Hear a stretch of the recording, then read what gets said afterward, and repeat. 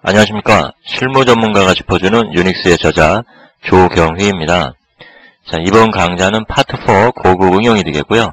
우리 본문의 마지막 장이죠. 12장 시스템 보안에 대해서 설명을 드리도록 하겠습니다. 이 보안이라는 주제는 우리가 앞서서 살펴봤던 네트워크나 TCP/IP 내부 구조와 같이 광범위하고 복잡한 내용을 담고 있습니다. 자, 그래서 하나의 장에서 모든 걸 설명하기에는 아무래도 어려움이 있죠. 자, 우리 본문에서는 시스템 보안 그리고 네트워크 보안이라는 두 가지 파트로 나눠서 여러분들에게 보안에 대한 중요성을 인식시키고 그리고 어떠한 개념을 담고 있는지 이러한 측면을 인식시키는 정도로 설명을 드릴 거고요. 보안에 대해서 추가적으로 공부를 하거나 관심이 있으신 분들은 아무래도 전문적인 참조 서적을 참고하시기를 바라겠습니다. 자 그러면 시스템 보안이 이 체계 전체 구성 속에서 어떠한 개념을 또는 위치를 가지고 있는지 한번 살펴보고 실제 내용으로 들어가 보도록 하겠습니다. 자, 우리는 파트 1 유닉스의 이해를 통해서 운영체제가 무엇인지를 알게 됐고요. 그리고 많은 운영체제 중에 하나인 유닉스 운영체제의 개념과 내부 구조에 대해서 간단히 살펴봤습니다. 자, 파트 2 유닉스의 기본을 거치면서 우리는 유닉스 시스템에 접속하는 방법 그리고 그때의 필요한 환경에 대해서 살펴봤고요. 유닉스 시스템을 접속한 후에 파일 시스템을 이용하거나 제어하는 데 필요한 명령들 살펴봤고요. 마찬가지로 프로세스를 이용하거나 제어하는 데 필요한 명령들을 살펴봤습니다. 자, 이렇게 파트 2를 거치면서 우리는 유닉스 시스템을 이제 기본적으로 이용할 수 있는 사용자의 능력을 갖게 됐고요. 자, 파트 3에서는 파트 2에서 배운 내용을 기반으로 해서 업무별로 실제 뭔가 일을 하는 거죠. 업무별로 응용을 할 수 있는 능력을 소개를 해드렸는데요. 자, 개발을 중심으로 해서 좀 더 개발자 친화적인 측면의 명령어나 유틸리티를 6장에서 소개를 했고요. 반대로 시스템을 관리하는 측면에 좀 더 가까운 명령어나 유틸리티들을 7장에서 소개를 했습니다. 자, 이렇게 파트 1, 2, 3를 거치면서 우리는 초급자의 신분에서 이제 유닉스 시스템을 기반으로 해서 뭔가 작업을 할 수 있는 그런 능력을 얻게 됐고요. 이를 좀 더 확장을 해서 파트 4에서는 고급의 응용에 해당되는 내용들을 소개를 하고 있는데요. 이 파트 4에 대한 내용을 배우면서 여러분들이 유닉스에 대한 참맛을 느끼셨으면 좋겠고 사실은 그런 의도로 기획을 한 건데요. 각각의 장들을 우선순위를 따져서 개충하기는 좀 어렵지만 각각이 독립적으로 중요하고 활용도가 높은 내용을 담고 있기 때문에 개충하기는 어렵지만 제 주간을 기준으로 해서 이렇게 8장에서부터 12장까지 소개를 드리고 있는데요. 자, 먼저 8장에서는 파일 편집 고급에 대한 내용을 소개를 하고 있습니다. 자, 그래서 4장이나 6장에서 파일을 편집하고 제어하는 명령을 소개를 했지만 그보다는 좀 더 어드밴스한 그리고 좀 더 활용도가 높은 내용으로 8장 파일 편집 고급을 구성을 해서 소개를 했고요. 자, 9장에서는 유닉스 시스템에서 쉘 프로그래밍을 하는 기법에 대해서 소개를 하고 있는데요.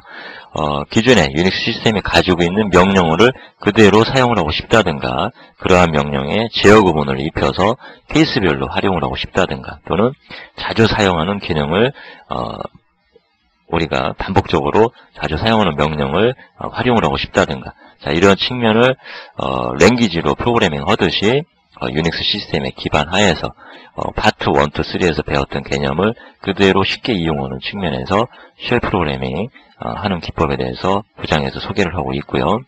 좀 다른 측면이죠.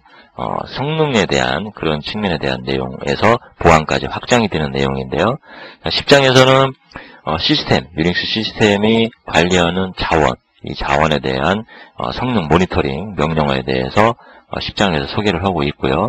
11장에서는 최근에는 이제 네트워크도 하나의 자원으로 볼 수가 있겠죠. 그래서 유닉스 시스템을 기준으로 한 네트워크의 성능을 모니터링하는 명령이나 관리하는 명령에 대해서 소개를 하고 있습니다.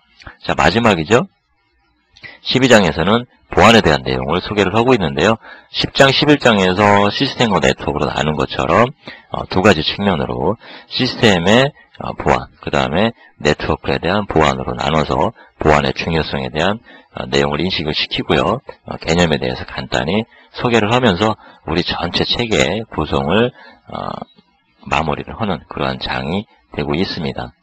자, 그러면 체계 구성에 대해서 이제 마지막으로 한번 여러분들에게 12장을 소개하면서 설명을 드렸는데 제가 왜 반복적으로 이 체계 구성을 소개를 했는지를 여러분들이 좀 이해를 하셨으면 좋겠고요.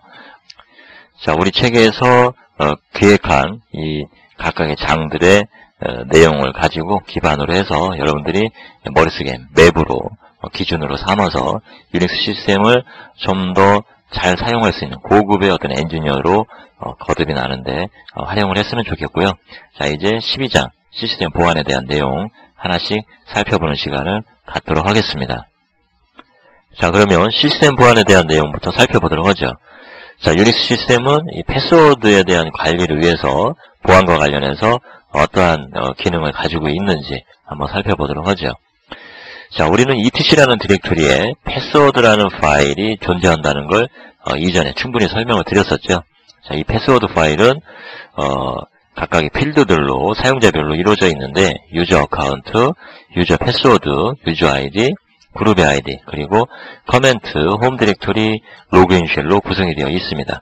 각각의 유저 사용자마다 이러한 필드들로 구성이 되어 있는 거죠. 그래서 이 패스워드 파일에 있는 정보는 크게 두 가지의 용도로 사용이 되는데 첫 번째는 인증에 활용이 되는 패스워드 값이죠. 그리고 나머지 측면은 유닉스 시스템에 접속된 사용자를 관리하는데 필요로 하는 정보들이죠. 사용자의 식별자라든가 또는 환경을 구성하는데 필요로 하는 정보들로 구성이 되어 있습니다.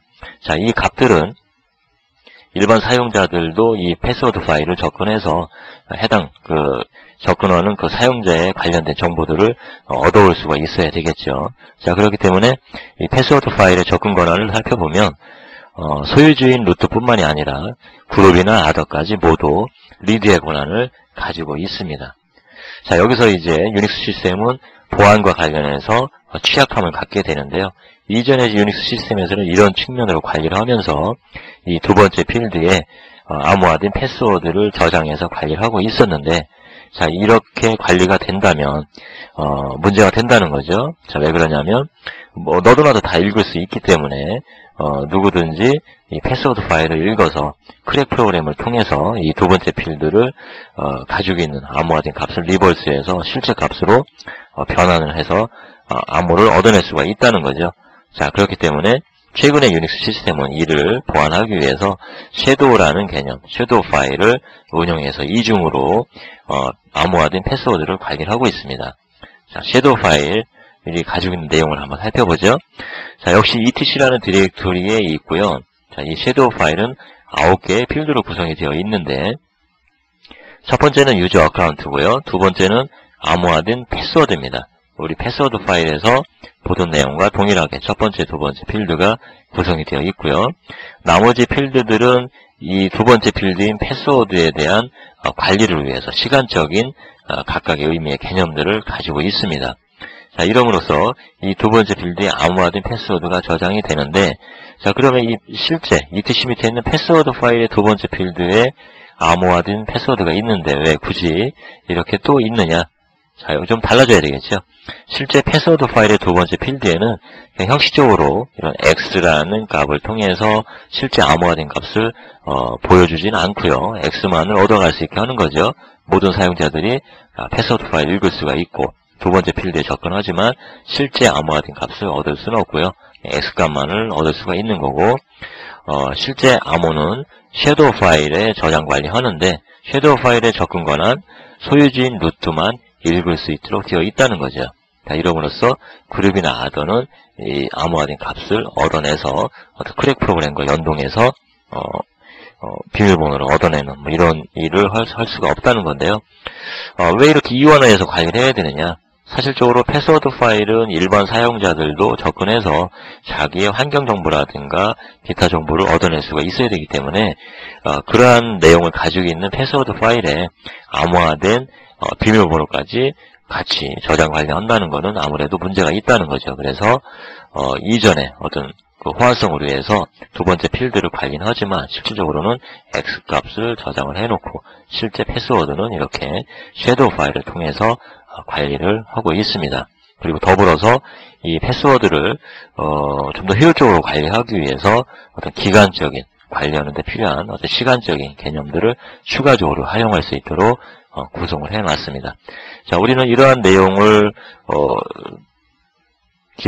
참조적으로 이해를 함으로써 사용자 관리라든가 패스워드 관리라든가 또는 시스템을 접근하는 데 필요한 정보들을 좀 더 확장적으로 이해하는 데 사용을 했으면 좋겠고요. 이러한 내용들이 유닉스가 관리하는 시스템 보안 중에 하나라는 거 이해를 했으면 좋겠습니다. 자, 다음으로 또 넘어가 보도록 하죠. 자, 이번에는 시스템 보안의 내용 중에서 파일 접근 권한과 관련이 있는 유마스크 개념에 대해서 살펴보도록 하겠습니다. 자, 이 유마스크는 이전의 명령어로 우리가 살펴봤던 내용인데요. 가지고 있는 기능에 대해서는 이전에 충분히 설명이 됐고요. 새로운 추가적인 내용을 설명한다기보다는 보안적인 측면에서 다시 한번 이 유마스크의 기능을 재고찰하는 시간을 가져보고자 합니다.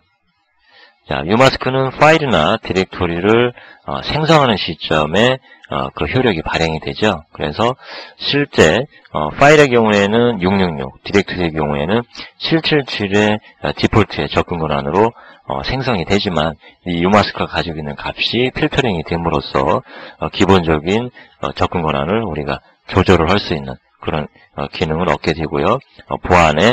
그럼으로써 보안에 위배되기 쉬운 부분을 우리가 이제 해결한다 이렇게 바라볼 수가 있는데, 자, 체인지 모드라는 개념과 유마스크라는 개념은 서로 반대의 개념으로 이 사용되는 인자가 적용이 되죠. 자, 체인지 모드는 지금 보시는 것처럼 022라는 값을 체인지 모드 했다. 그렇다면 그룹과 아대, 라이트 권한이 생기는 거죠.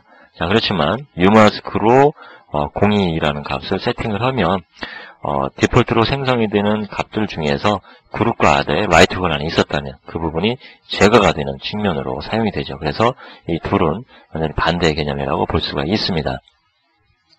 자, 이 유마스크의 개념을 사용을 하게 되면 우리가 혹시 실수로 만들지도 모르는 접근 권한, 그룹이나 아더에게 라이트 권한을 주어서는 안 되는데 디폴트로는 이렇게 666, 777로 적용이 되어 있기 때문에 실수로 그룹이나 아더에 라이트 권한을 부여할 수 있게 될 수가 있는데, 이렇게 유마스크를 통해서 그룹이나 아더의 라이트 권한을 제거하도록 세팅을 했다면 그런 부분들이 발생이 되지 않을 수 있고 우리는 그런 이점을 얻을 수 있다는 건데요. 왜 이래야 되느냐? 유닉스 시스템은 멀티 유저가 사용하는 시스템이기 때문에 A라는 사람이 파일을 만들었고 이 A가 소유자이지만 실제 이 A라는 사람이 만든 이 파일을 사용하는 유저들은 많은 사용자들이 될 수가 있는 거죠. 그 중에는 그룹도 있고 아더도 있을 텐데요. 이 각각에 대해서 접근 권한을 어떻게 효율적으로 주냐에 따라서 이 A라는 파일을 보호하고 관리하는데 영향을 줄 수가 있기 때문에 이런 측면을 보안적인 측면을 우리는 바라본다는 거고요. 그런 부분에 이 유마스크의 기능이 도움을 줄 수가 있다는 거죠. 자, 그래서 기본적인 기능에 대해서는 다 설명을 드렸고요. 마지막으로 이해를 통해서 내가 유마스크를 제대로 이해하고 있는 거냐, 어떤 계산을 하는 측면의 내용을 사례로 보여주고 내용을 정리를 해보도록 하겠습니다. 자, 한번 보시죠. 자, 파일을 생성을 하면 666이라는 접근 권한으로 생성이 되죠. 자, 그리고 현재 시스템의 유마스크는 333으로 적용이 되어 있다고 보죠. 자, 다시 말씀을 드리면 333이라는 유마스크가 적용이 되어 있는 상황에서 하나의 파일이 생성이 됐습니다.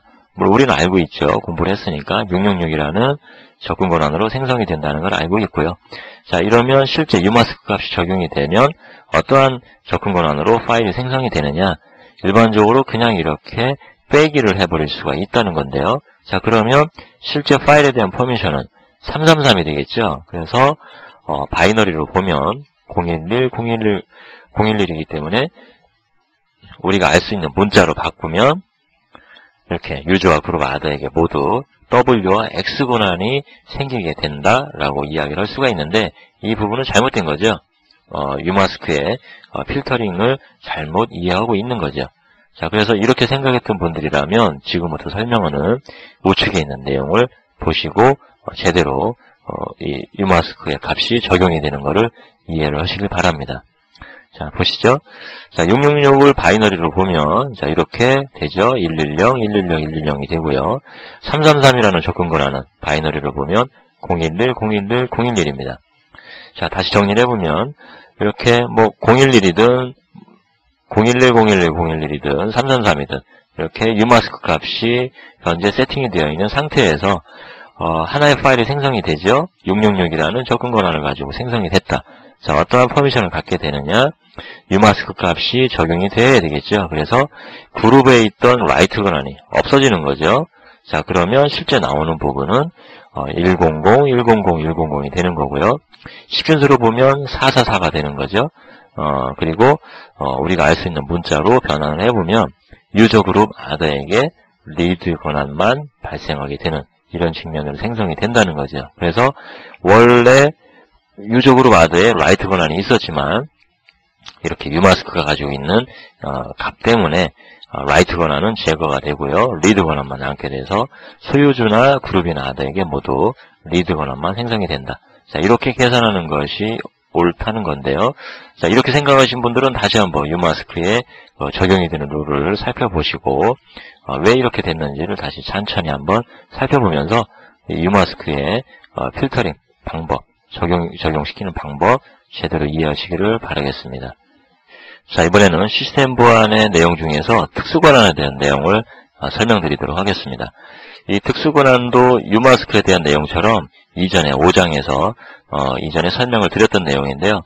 추가로 어떤 내용을 더 전달하기보다는 알고 있는 내용을 이 보안과 연계해서 다시 한번 재고찰하는 그런 시간을 가져보도록 하겠습니다. 자, 한번 보시죠. 자, 아이노드에는 파일의 특성을 나타내는 하나의 필드가 있는데요. 그 필드는 16비트로 이루어져 있습니다. 그래서 16비트 중에서 3비트는 유저 그룹 아더에 대한 접근 권한을 표현하는 데 사용이 되고 있고요. 4개의 비트는 해당되는 그 파일의 타입을 나타내는 데 사용이 되고 있습니다. 자, 나머지 3비트는 어디에 사용이 되느냐? 지금 설명하려는 특수 권한이 설정이 됐다, 안 됐다를 표현하는 데 사용이 되는데요. 제일 상위에, 3비트 중에 제일 상위 부분을 set user id라고 이야기하고요. 두 번째를 set group id, 그리고 세 번째 비트가 sticky bit라는 용도로 사용이 되고 있습니다. 자, 이 세 개를 특수 권한이라고 이야기를 하는데요. 자, 설정하는 방법, change 모드를 통해서 사용을 하시면 되는 거고요. 이렇게 숫자로 표현을 하든가 아니면 문자로 표현하든가 여러분들의 편리함에 따라서 사용을 하시면 되는데, 이렇게 설정이 된 경우에 화면에 리스트에 보여주는 파일에 대한 접근 권한에서는 set user id나 set group id는 이렇게 s라는 값이 나와지게 되고요. 그리고 sticky bit는 t라는 값으로 표현이 된다라고 이야기를 했었죠. 자, 그러면 이제 기능에 대해서 이야기를 해보죠. 우리가 알고 있는 얘기는 이제 하나씩 복습을 해볼 건데요. 자, 하나의 파일, 하나의 프로세스가 있습니다. 자, 이 프로세스가 실행이 되면 두 개의 아이디를 갖게 되죠. 프로세스 아이디, 추가적으로 있을 수 있지만, 지금 여기서 설명하려는 아이디는, 자, 리얼 유저 아이디와, 이펙티브 유저 아이디에 대한 내용을 설명을 하려고 하는데요. 자, 역시, 리얼 그룹 아이디, 이펙티브 그룹 아이디도 있죠. 자, 그렇지만, 이 set 유저 아이디나 set 그룹 아이디는 같은 맥락이기 때문에, 일단, 리얼 유저 아이디와 이펙티브 유저 아이디로만 설명을 해보도록 하죠. 자, 그래서 프로세스가 실행되는 동안에 리얼 유저 아이디와 이펙티브 유저 아이디가 생성이 되게 되는데요. 리얼 유저 아이디는 어떤 값을 갖느냐? 이 프로세스를 실행한 사용자의 아이디가 리얼 유저 아이디로 설정이 되게 됩니다. 자, 그리고 이펙티브 유저 아이디는 거의 대부분 그냥 그대로 내려와서 리얼 유저 아이디와 같은 값을 갖게 되죠. 자, 그 다음에 이 프로세스가 어떤 특정한 리소스를 접근해서 사용을 해야 된다. 자, 그런 경우에 그 해당되는 그 하나의 파일은, 예를 들어서 파일로 본다면 이 파일도 나름대로의 접근 권한이 있겠죠. 그래서 이 프로세스가 기능적으로 이 파일을 접근할 때 접근 권한이 어디에 해당되는지, 유저인지 그룹인지 아든지 비교를 해봐야 되겠죠. 자, 그렇기 때문에 이 프로세스의 어떤 아이디를 가지고 접근 권한을 비교하게 되느냐, 리얼 이펙티브 유저 아이디라는 것을 가지고 이 파일에 대한 접근 권한을 비교를 하게 됩니다. 자, 그렇기 때문에 이 이펙티브 유저 아이디는 중요하겠죠. 자, 근데 일반적으로는 리얼 유저 아이디가 이펙티브 유저 아이디가 같게 되지만 만약에 이 프로세스에 set 유저 아이디나 set 그룹 아이디가 설정이 되어 있다면 이 이펙티브 유저 아이디는 달라지게 되죠. 그래서 이 프로세스를 실행한 사용자는 프리맨이었지만 그렇다면 리얼 유저 아이디는 프리맨이 되겠죠. 자, 근데 이 프로세스에 set 유저 아이디가 세팅이 되어 있다. 이 프로세스의 소유주는 루트였다. 그렇다면 이펙티브 유저 아이디는 루트가 된다는 것이죠. 그래서 루트의 권한으로 이 파일의 접근 권한을 비교당하게 된다는 거죠. 자, 그렇기 때문에 이펙티브 유저 아이디는 중요하고요. set 유저 아이디가 설정이 되어 있느냐 아니냐 역시 보안적인 측면에서는 중요하다고 볼 수가 있습니다. 자, 우리는 유닉스 시스템의 관리를 위해서 특정한 프로세스에 이 이펙티브 유저 아이디, 이 set 유저 아이디를 세팅을 해서 사용을 하고 있습니다. 이 set 그룹 아이디도 마찬가지고요. 대부분의 소유자는 루트죠. 루트의 소유로 있는 프로세스에 대해서 이렇게 set 유저 아이디나 그룹 아이디를 설정을 함으로써 어떤 관리의 편리성에 대한 이점을 얻게 되는데요. 문제는 이렇게 일반적인 상황이 아니라 누군가 불법적인 목적으로 하나의 프로세스를 만들고요. 이 프로세스의 소유자를 루트로 되어 있는 상태에서 set 유저 아이디를 세팅을 했다. 그리고 이 프로세스의 기능은 뭔가 심각한 루트로서만 접근할 수 있는 루트로서만 수행할 수 있는 어떤 명령들을 수행하는 모듈을 담고 있다. 자, 이 부분은 일반 사용자들도 실행을 할 수 있게 되는 거고요. 이러므로써 보안적으로 문제가 심각한 결과를 초래할 수 있다는 겁니다. 그렇기 때문에 기존에 정상적으로 있는 프로세스들에게 set 유저 아이디가 설정되어 있는 것, 이 부분에 대해서 심각하게 고민하는 것이 아니라 그 외적인 부분들을 시스템의 관리자는 주기적으로 모니터링하고 관리를 해야 된다는 건데요. 자, 이 관리를 하기 위해서 주로 사용되는 명령어 살펴보죠. 자, find라는 명령을 주로 사용하는데요. 역시 이전에 배웠던 내용이 되는데요. find를 통해서 유닉스 시스템에 소유주가 루트이면서 set 유저 아이디가 먹어있는 파일이 몇 개가 존재하는지를 수행을 시켜서 알아볼 수가 있겠죠. 지금 예에서는 28개가 존재한다라고 나와 있는데요. 이렇게 시스템이 설정이 된 다음에 현재 set 유저 아이디가 몇 개가 설정이 되어 있느냐 이 개수를 확보를 해놓은 상태에서 주기적으로 이렇게 find 명령으로 개수를 체크를 해보는 거죠. 그래서 증가가 됐다면 내가 알고 있는 파일인 거냐 아니라면 불법적으로 생성이 된 거냐 이렇게 체크를 해보는 거고요. 불법적으로 생성이 됐다면 과감하게 삭제를 해야 되겠죠. 어떤 보안에 위배되는 이런 측면의 내용으로 set 유저 아이디가 나도 모르게 구성이 되어 있을 수도 있다는 거죠. 목록을 보고 싶다. 역시 find 명령을 이용해서 퍼미션이 4000인 것들을 화면에 출력을 하도록 함으로써 이전에 내가 알고 있는 목록과 비교를 해볼 수도 있는 거고요. 이렇게 관리자는 예의주시해서 set 유저 아이디나 set 그룹 아이디가 세팅된 내용을 살펴보셔야 된다는 거고요. 자, 마지막으로 스티키 비트는 좀 다른 측면이죠. 이 부분은 공유 디렉토리에 대부분 설정이 되는 기능으로 사용이 되는데요. 일반적으로 디렉토리에 WX 권한이 주어지게 되면 좀 심각한 문제가 발생이 되게 되죠. 뭐냐면 다른 소유자의 파일을 삭제가 가능하다는 겁니다. 심지어는 루트 소유의 파일까지도 일반인이 삭제가 가능하다는 건데요. 디렉토리에 WX 권한이 주어졌기 때문에 이런 일이 발생이 되는 겁니다.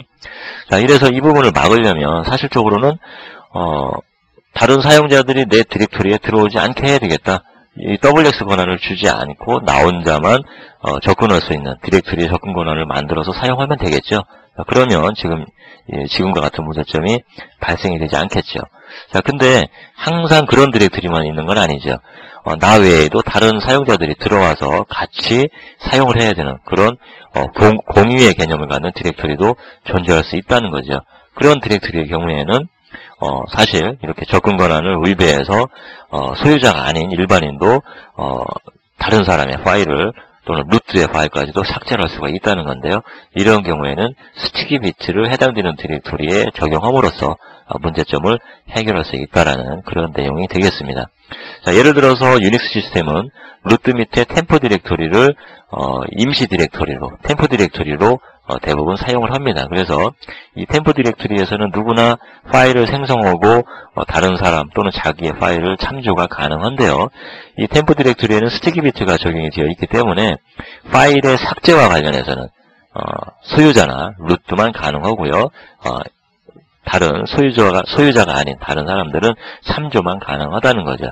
자, 그래서 이렇게 공유 디렉토리를 만들어야 될 필요성이 있다면 여기에 스티키 비트를 적용해서 사용하는 것이 좋다라는 이야기를 드리려고 지금 특수권언에서 set user ID, set group ID, 스티키 비트에 대한 내용을 설명을 드렸고요.